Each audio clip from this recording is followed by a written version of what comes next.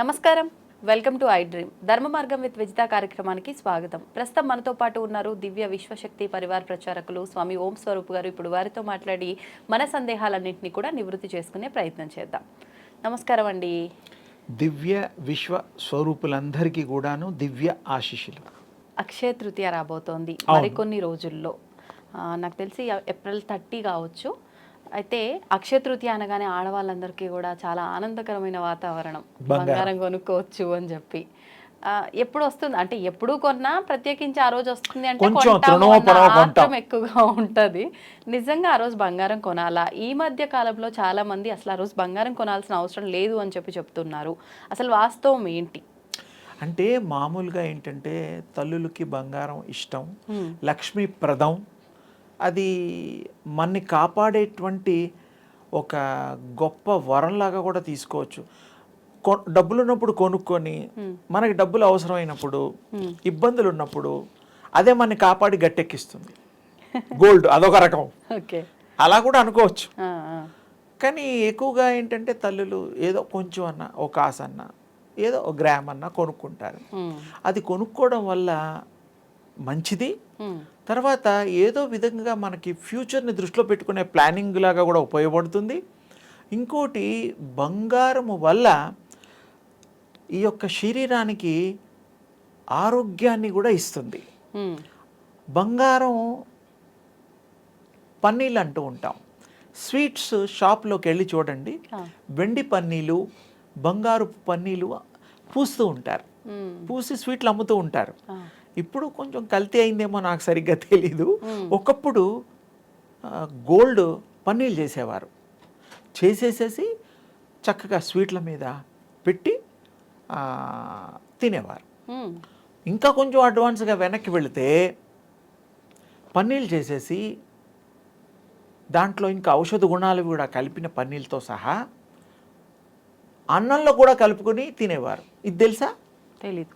Gold తినడం అంటే ఇన్ని రకాలుగా దాన్ని రూపాంతరం చెంది పన్నీలుగా మార్చి, ఇప్పుడు ఆయుర్వేదంలో గొప్పగా మనం మెచ్చుకోదగింది బంగారపు స్వర్ణ భస్మము అని అంటాం. పౌడర్, బంగారం పౌడర్ పేరే. మరి ఎందుకు పెట్టారంటారు ఆయుర్వేదంలో? బంగారం తిన్నట్టుగా అంతే. అదే 100-200కి ఉండదు, ఎక్కువ కాస్ట్లీ. అసలు ఎందుకు తినాలి బంగారాన్ని? మన బాడీలో అన్ని ధాతువులకి, అన్ని లవణాలకి, అన్ని విధాలైనటువంటి మనం ముత్యాలు ఉన్నాయి, టాబ్లెట్స్ ఉన్నాయి ముత్యాలకి, పౌడర్ది. ఆయుర్వేదంలో ఇవన్నీ వాడతాం. ఓకే. అలాగే ఈ నవగ్రహాలకు సంబంధించిన ప్రతి గ్రహానికి ఒక రిప్లికా, ఒక నిర్దేశింపబడ్డ వస్తువుల్ని మనం ధరిస్తాము.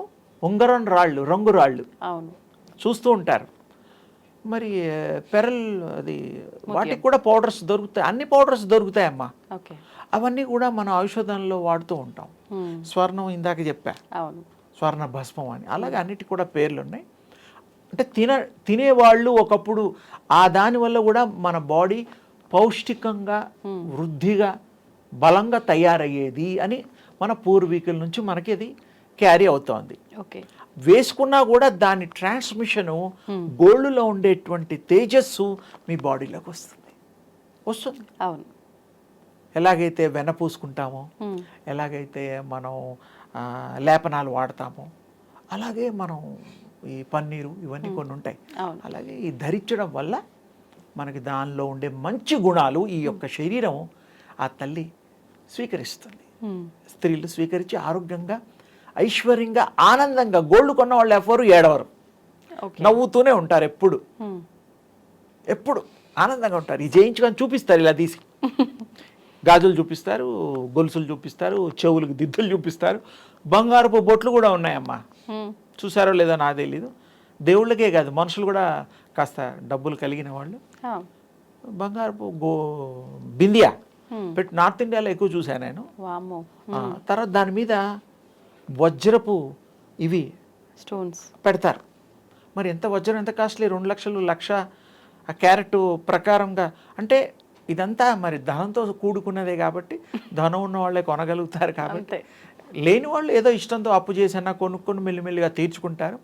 శరీరానికి గోల్డ్ ధరించడం మంచిది. ఒకప్పటి గోల్డ్, ఇప్పుడు లేటెస్ట్ గోల్డ్ గురించి నాకు తెలియదు, అందులో ఏం కలుపుతున్నారో కొన్ని వింటూ ఉంటాం కాబట్టి pure gold is good for health. మరి అసలు గోల్డ్ ధరించడం వల్ల ఉపయోగాలు ఏంటో చెప్పారు. ఇంతకీ అక్షయ తృతీయ రోజు గోల్డ్ కొనాలి, అలానన్నా కొంటాం కదా, ఏదో పేరు పెట్టుకొని. మనం ఆహారం తినేటప్పుడు 3 గంటలకు ఒకసారి 5 గంటలకు ఒకసారి కంపల్సరీ తినాలి, లేకపోతే పడిపోతాం. కానీ చాలా మంది చెప్తున్నారు ఈ మధ్యకాలంలో, మన పురాణాల నుంచి కూడా ఎక్కడా కూడా లేదు ఆ రోజున బంగారం కొనాలి అని చెప్పి. ఏదైనా మనం దానం చెయ్యాలి. దానాలు ధర్మాలు కూడా ఎవరు చేయాలి? డబ్బున్న వాళ్ళే కదా. లేని వాడి దగ్గర ఏముంటుంది పాపం? వాడు అప్పు తీసుకొచ్చి మరీ దానం చేయడం కరెక్టా? కాదు. వాడు కలిగినది దానం చేయండి, కలగంది నువ్వు కలగడానికి వీలైన శ్రమపడు. అంతేగాని అప్పు చేసి దానం చేయమని ఏ శాస్త్రంలో లేదు. అంతే. తప్పు కూడాను. బరువు పెంచుకోవడమే కదా. ₹1,00,000 అప్పు ఉన్నవాడికి 10 లక్షల దాకా పెరుగుతుంది. దానాలేమో కానీ ధర్మాలేమో. ఒకవేళ ఆ రోజున మనం దానం చెయ్యాలి అనుకుంటే, స్తోమత ఉంది అనుకుంటే, ఎటువంటి వస్తువులు దానం చేయొచ్చు? నిజానికి ఆ రోజు కొనుక్కోవడానికి పెట్టుకున్నటువంటి కార్యక్రమం. ఆ రోజు దానం అంటే దానం కాదు, కానీ కూతుళ్ళకో, మనవాళ్ళకో, మనవరాళ్లకో, కోడళ్లకో బంగారం కొనిచ్చి సంతోషం, వాళ్ళ ఆనందాన్ని పంచుకోండి. పుట్టింటి వాళ్ళు, మెట్టింటి వాళ్ళు ఎవరైనా సరే వాళ్ళు కూడా పెట్టాలి. లక్ష్మీదేవిని తెచ్చుకోవాలా? ఒక ఇంట్లో లక్ష్మీని నువ్వు తెచ్చుకున్నావు అబ్బాయి, మరి అమ్మాయికి అన్ని ఇవ్వాలి కదా. కంఫర్ట్స్ ఇవ్వకపోతే ఆ అమ్మాయి మనసు బాధపడదేంటి? ఇంత సేవ చేస్తున్నాను, ఇంతమందికి వండి పెడుతున్నాను, ఇంతమందికి ఇన్ని రకాలుగా నేను అన్ని కూడా సమకూరుస్తున్నాను, నా మనస్సును ఎరిగి వాళ్ళు సంతోషపెట్టి ఇంత పెసరెత్తు బంగారం కొనిపెట్టలేరా, బాధపడదేంటి? మరి అమ్మాయికి ఎవరు కొనిపెడతారు? పెద్దవాళ్ళు మీరు చెప్తున్నారు కాబట్టి అందరూ రెడీగా ఉండాలి ఆ రోజు జేబులు ఖాళీ చేసుకోవడానికి. మగవాళ్ళు లేదు, సంతోష పెట్టడం. ఫైనల్ గా బంగారం కొన్నా సంతోషమే, మనస్సును సంతోష పెట్టాలి. ఎంత ఉంటే అంత, డబ్బు లేకుండా అప్పు తీసుకొచ్చి కొనమని కాదు మా ఉద్దేశం. ఉన్న దాంట్లో సంతోషంగా గృహలక్ష్మిని సంతోష పెట్టాలి. గృహలక్ష్మిని పేరే లక్ష్మీదేవినే తెచ్చుకున్నాం మనం. వాళ్ళు కూడా విష్ణుస్వామి అనుకునే ఈ లక్ష్మిని వాళ్ళు కన్యాదానం చేసినప్పుడు కాళ్ళు గడగడం అవన్నీ కార్యక్రమాలు అందరికీ తెలుసు. ఆ ఇంటి లక్ష్మిని మన ఇంటికి లక్ష్మిగా మార్చుకొని మనం కూడా ఆ లక్ష్మి కళలు ఉట్టిపడేటట్టుగా మన కుటుంబాన్ని కూడా, ఆ అమ్మాయిని పెళ్లి చేసుకున్న వారు కూడా అంత గొప్పగా అవుతారు, అయి తీరుతారు. అందరూ కలిసిమెలిసి ఆ ప్రేమను పంచుకుంటే. ఇక ద్వేషాలకి అతీతంగా ఉండాలి. మరి 100 ఏళ్ళు కాకపోయినా ఎన్నేళ్ళు ఉన్నా భర్తతోటే ఉండాలి, అత్తమామలతో ఉండాలి, ఆడపడుచులతో ఉండాలి, మరుదులతో ఉండాలి, వచ్చే పోయే చుట్టాలని మరి గౌరవించాలి, తప్పదు కదా. అందుకని ఆ రోజు బంగారం కొనుక్కుంటే అదొక గుర్తుగా మిగులుతుంది. సెంటిమెంటే అనుకో, ఏదన్నా అనుకో, కొండ మంచిదేగా. సంతోష పెట్టడం కాజ్ మెయిన్. ఒక తల్లిని సంతోష పెట్టేటువంటి కార్యక్రమం కాబట్టి కొనాలి, దాచుకుందాం, ఎప్పటికైనా అది ఉపయోగపడకపోయినా నష్టం లేదు, కానీ కొంటే ఆనందం అంతే. ఆనందాన్ని పంచుకునేంత గొప్ప అవకాశం మళ్ళీ బంగారంలోనే ఉంది. డబ్బిస్తే మళ్ళీ అదే పోయి కొనుక్కుంటాంగా. ఏది ఇచ్చినా బంగారం రూపంలో ఇస్తే బంగారం లాంటి మనస్సు సంతోషపడుతుంది. స్త్రీమూర్తి మనస్సు బంగారం. ఆ బంగారానికి బంగారం ఇస్తే మహాబంగారం అయిపోతుంది. అందుకని తప్పకుండా ఆ తల్లుల్ని సంతోషపెడదాం, ఆ తల్లుల్ని లక్ష్మీదేవులుగా భావిద్దాం. ఏదో తృణమో పనో ఎవరికి ఎంత శక్తి ఉంటే అది కొనుక్కోవడం తప్పులేదు. ఫస్ట్లో ఇందాక చెప్పాను, ఇది ఉత్తరోత్తర మనకు అవసరమైనప్పుడు కూడా బ్యాంకులు పోక్కర్లేదు. మనకి ఏదైనా అవసరాలు రావాలని కాదు, చెప్పలేం కదా. ఒకరి దగ్గరికి వెళ్ళి చేయి చాచకుండా, అలా అని కష్టాలు ఎవరికి రాకూడదు. ఫస్ట్ పాయింట్, కష్టాలు పడకుండా మనం జాగ్రత్త పడదాం, అంతే చక్కగా ఉంటుంది. అది నిజమైన అక్షయ తృతీయ ఆనంద హేళ పండగ చేసుకోండి. ధన్యవాదాలు అమ్మ. శుభం తల్లి.